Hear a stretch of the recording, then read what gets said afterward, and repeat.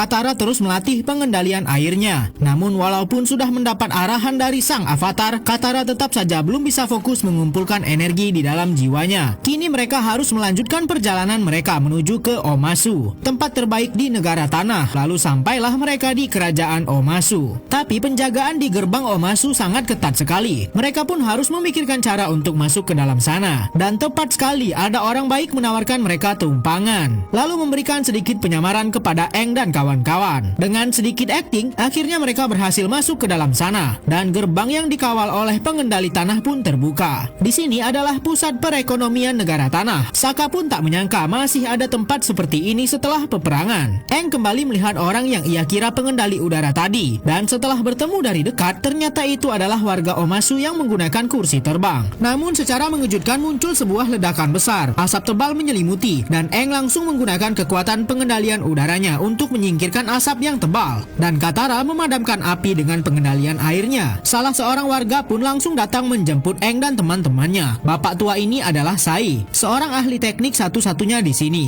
Setelah insiden tadi, Aang pun memutuskan untuk tinggal dulu di Omasu dan memberikan pertolongan sebisa mungkin untuk menghentikan teror dari negara api. Namun saat Katara kembali berlatih pengendalian airnya, ia tak sengaja melihat Sai dengan gerak-gerik mencurigakan. Saat Katara ingin mendekati Sai, ia dihalau oleh Jet. Lalu Jet pun menjelaskan kalau Sai sebenarnya mata-mata untuk negara api. Avatar sedang berkelana di kerajaan tanah dan ia akan menuju gua tertinggi di tempat yang bernama Omasu ini. Sedangkan temannya Katara sedang dihalau oleh para pengendali api yang menyerang Omasu. Jet yang merupakan ahli pedang di sini langsung menyerang mereka dan Katara tetap berusaha menggunakan pengendalian air miliknya. Karena mereka kalah jumlah, Jet pun langsung memanggil pasukannya dan para pengendali api yang selalu menebar teror ini pun berhasil mereka lumpuhkan dengan mudah. Kini Katara pun sudah menganggap Jet sebagai pahlawan di kerajaan tanah. Katara pun diajak ke markas Jet dan kaumnya. Sementara itu, Aang sudah tiba di gua tempat di mana bahan peledak yang sering meneror Omasu dibuat. Setelah masuk lebih dalam, Aang pun menemukan beberapa bukti bahwa ternyata dalang peledakan di Omasu adalah Jet dan kawan-kawan. Sedangkan di mata Katara, Jet adalah orang yang baik.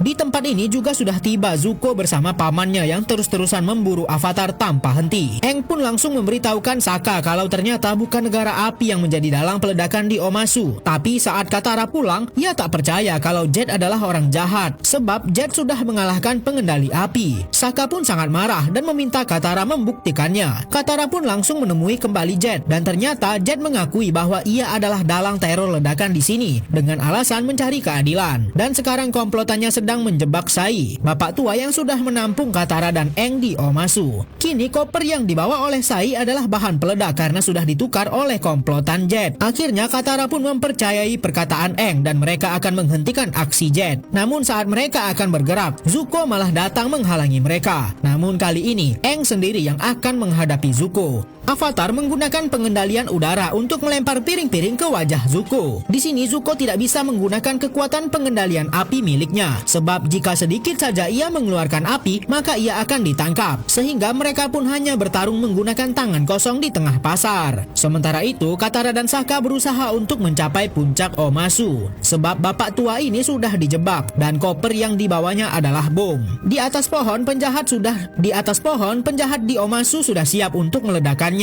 Katara pun menggunakan kekuatan pengendalian air miliknya untuk menghentikan panah api yang dilesatkan ke arah bapak tua tadi. Dan untung saja Katara berhasil dan panah api itu pun padam. Di tengah pasar, Aang masih menghadapi Zuko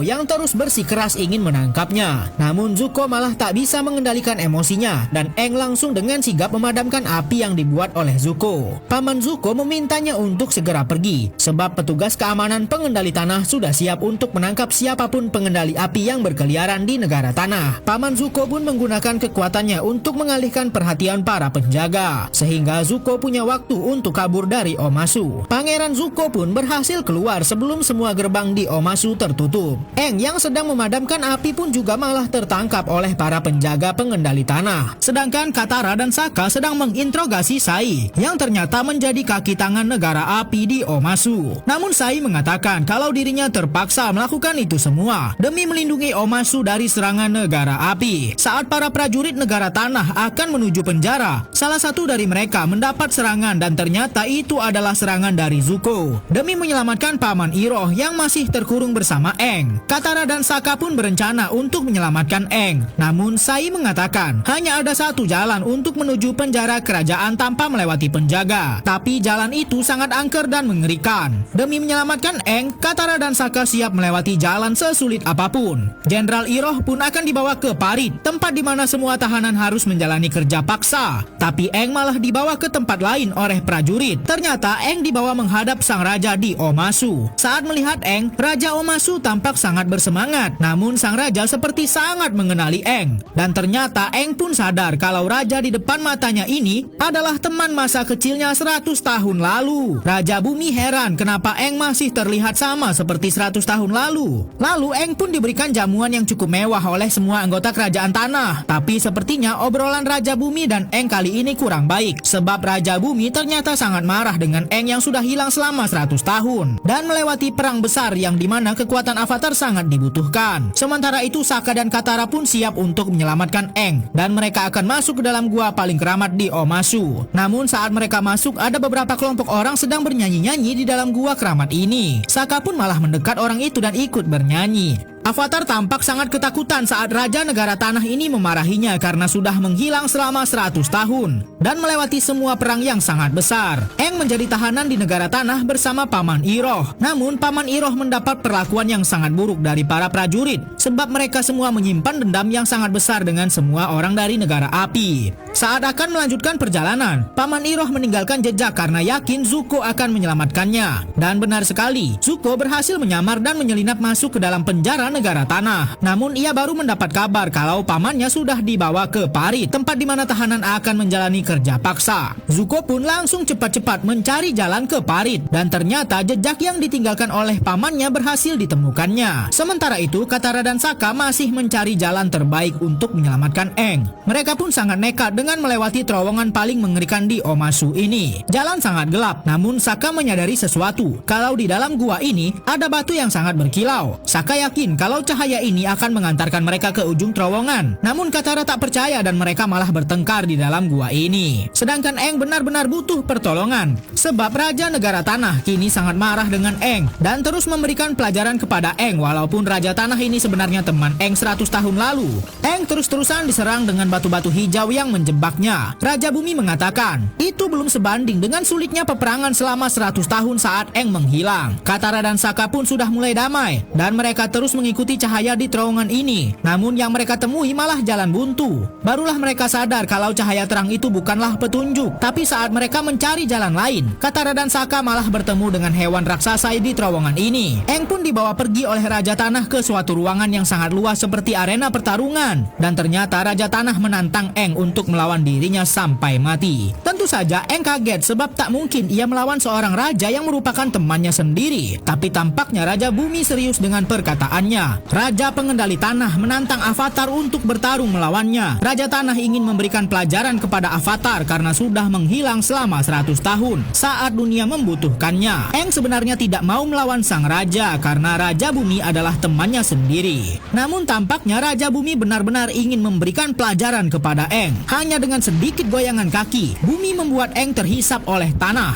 Lalu ia memberikan serangan bertubi-tubi kepada Aang. Untung saja Aang cepat tanggap untuk menghindari serangan dari sang raja. Sementara itu, tahanan lain di Negara Tanah, yaitu Paman Iroh, akan dibawa ke tempat kerja paksa. Namun saat dalam perjalanan, prajurit yang membawa Iroh mendapat serangan dari Zuko yang bertekad ingin menyelamatkan pamannya. Para prajurit tanah mencoba memberikan perlawanan. Namun tampaknya Paman Iroh benar-benar memiliki kekuatan pengendalian api yang sangat hebat. Namun saat pemimpin prajurit sudah tak bisa berbuat apa-apa, Paman Iroh malah mengasihaninya dan ia malah diserang oleh prajurit ini. Tentu saja hal itu benar-benar membuat Zuko marah, tapi mereka tidak bisa lagi terlalu lama di sini sebab sebab bala bantuan prajurit tanah pasti akan segera datang. Sementara itu pertarungan Aang melawan Raja Tanah semakin seru. Sang Raja menjatuhkan batu yang sangat besar ke arah Aang. Aang berusaha menahan batu besar itu. Namun ternyata ada reruntuhan bangunan lainnya akan terjatuh ke arah Raja Bumi. Dan Aang juga menahan batu itu. Aang mengatakan ia tak akan kuat menahan dua batu besar ini terlalu lama. Namun Raja Bumi malah mengatakan kalau Aang harus memilih untuk menyelamatkan siapa. Dan Raja Bumi hanya diam saja. Raja mengatakan tugas Avatar nanti akan lebih berat daripada ini. Masa mengambil keputusan dalam kondisi seperti ini saja Avatar tidak bisa. Katara dan Sokka yang akan menolong Aang masih terjebak di dalam terowongan, yang dimana ada seekor hewan raksasa akan menerkam mereka. Sokka dan Katara saling berpegangan tangan dan pasrah